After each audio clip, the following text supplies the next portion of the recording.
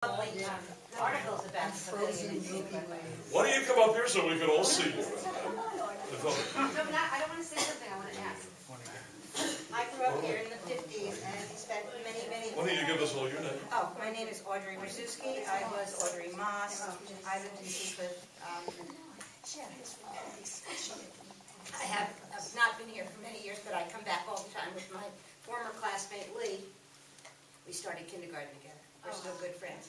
But anyway, my parents moved out here in 1935 when I was born. We came out this way because my father's family used the starch mills in Glen Cove, down where the fire department is right now. It was like a spa, and the family started coming out. But anyway, I went all through Seacliff schools, and I loved the pavilion because I spent every day there growing up. And we played on the second floor. We played canasta. And, we had our lockers, and we had our swimming teams, and we also had what do we call it, where we swam. The Fraley's from the Seacliff Youth Center, which was another big part of our life. And we would have an aquacade in the summer where we all performed, and it was really a lot of fun. So anyway, fond memories of Seacliff, and I come back all the time, and I still come back to my little church that I started when I was 3 years old, and I'm still going there now. Which is? To St. Luke's. St. Luke. St. Luke's. Stay here for a moment because I know I had the pleasure of hosting a book discussion at a concern With Charlie Ransom. of the Brooklyn Dodgers, and you kept a scrapbook from the. Maybe you just would My father. tell about that. Your father did. My father was Edwin Moss, and he loved the Dodgers, and he got together, like on Friday nights, he would get kids to come in, and they'd take them into Ebbets Field. He'd take them in on Saturday to Happy Fountains, Knothole Gang, and things like that. And my father kept a great scrapbook. He was invited a couple of years in a row to go to Vero Beach with the Dodgers, and he was able to fly down and spend time with the team. So anyway, I was left with this scrapbook and a lot of other memorabilia of the Dodgers. What was the name of that book now? Yeah, we were reading Wait Till Next Year, Wait Till Next memoir Year. of Doris Yeah. Kearns Goodwin. Yeah. Yes, and I have a picture of myself that my dad took when I was about 10 years old that says, Lippy says wait till next year, and I was dressed in a baseball uniform. And so it was very apropos for that book's discussion. Oh, the scrapbook was amazing, and I think it was a Christmas card from Jackie Robinson, and Right. some marvelous memorabilia. You mentioned the youth center, so maybe you could just talk about that for a few minutes and describe where it was and what you girls would do down there. The Seacliff Youth Center was down here on Central Avenue, and we just literally lived there in the 50s. Where was it? It was Just down where, I think it was a nursery school. Harbor Day. Harbor Day. Sure. Right. A family by the name of Mr. and Mrs. Fraley. They were like the caretakers of the building, and their two boys grew up there because that's what, they hung out with us. And we had all kinds of shows and, talent shows, and I mean, it was just a place for us to all go almost every night of the week, and weekends there was always something going on. And they were great mentors to so many people that I grew up with. One of them was Ronnie Johnson. I don't know if anybody remembers him, but he was... Sure, he played basketball. He was a great athlete. And, Yes. Mr. Fraley took He's him gone, under his I think, wing now. and saw that he went out to, I think it was Kansas State. Ronnie went out there to play basketball. He would have never even gone to school. Ronnie never had a mom that lived with him. He grew up with his father, right across the street here, actually. So, and Ronnie's younger brother, Bobby, they also did that with. So they were, wonderful to the people and the kids around here who didn't have parents. As my father was, because everybody called my father Pop Moss. There were so many boys back in the 50s that did not have, or early 50s, that did not He have got fathers. killed in the war. I guess so. I didn't question it then, but my father would, play baseball in the park behind St. Luke's. Every night there was a baseball game, and my father would see that the guys had somebody, they called him Pop Moss, and were very close to him. Oh, that's great. Yeah. What was Seacliff High School like? Now, what It was that year? St. Luke building. What year were you from Seacliff High? I went from 1940 to 1953. Okay, so you were in the class of '53. Yeah. All right, why don't you tell us a little bit about that experience?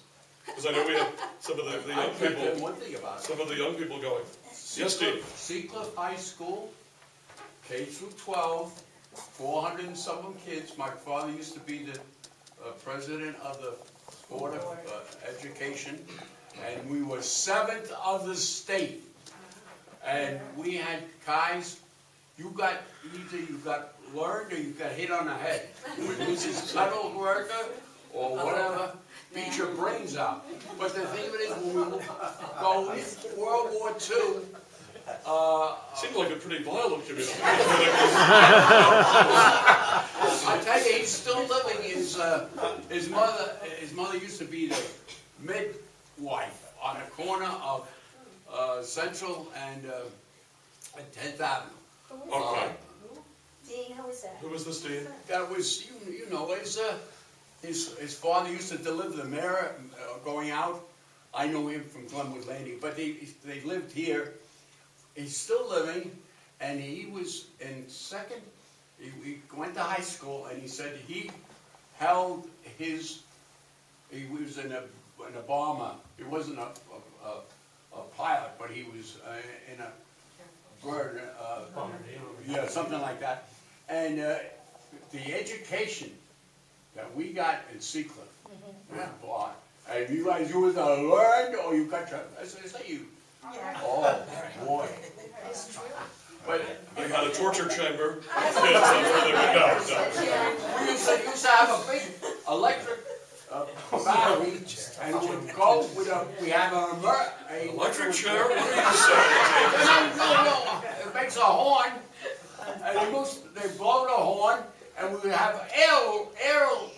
Air raids under the desk. Do you remember those? Oh yeah. Anyway, when you go to the firehouse now and go upstairs in World War II, there was a platform upstairs, and the volunteer women and guys would sit there and watching the planes coming back all over, and they would report, pick up the phone, and report to Mineola.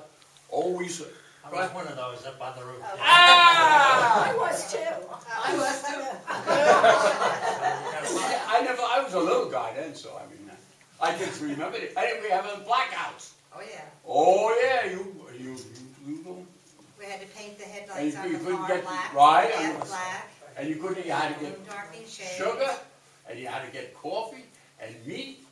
Everything was raised and gasoline, and there's a lot of crooked stuff going. Yes, Phyllis. Could we revert just a minute back to Audrey's, the Young Men's Club, which was, what did the young men do in that club? It was Oh. called the Young It was a Men's Club. social thing. Okay, now the Young Men's Club, was this over at the youth center? That's right, many years. Okay, so do you know what the, Yeah, it was a social thing. it was a social thing? Before my time. Okay, Chiz, were you ever a member of that? The Young Men's Club? Okay, and were there any, They were older. No, I was too They young. weren't kids. They were okay, older. so it would have been, what, teenage years or No, older than that? Older than that. Okay. You want to know? Okay, Dean, were you in the Young Men's Oh Club? no, I was too young. You were too young, I was okay. going back in the right to change of the century. The Young Men's You would Club go was over pretty where, well- Shh, I'm sorry, Dean. Yes, Gene, with the Young Men's Club. was pretty well gone. The building wasn't, but the club was. Oh, there was a building? Oh, yeah. Oh, yeah, they built the building. Okay, where was that building, Gene? Right where it is. Right now. Oh, so the youth center, We okay, kept it fine. going by renting it out. And we started And where do you think the dancing set school is? And there's stuff there.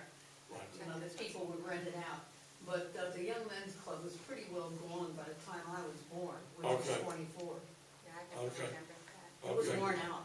Okay, so that was in the But it teens. was in the days when Seacliff was started, and it was a place where the young men would get together. Okay. And they had projects and things to do. Chiz, anything on that? Any follow-up on that? Not on that, no. Right, is- You got something else? Okay, why don't we hear, would someone like to talk about, and Audrey, thank you. I just wanted to Yeah, say we got more, yeah.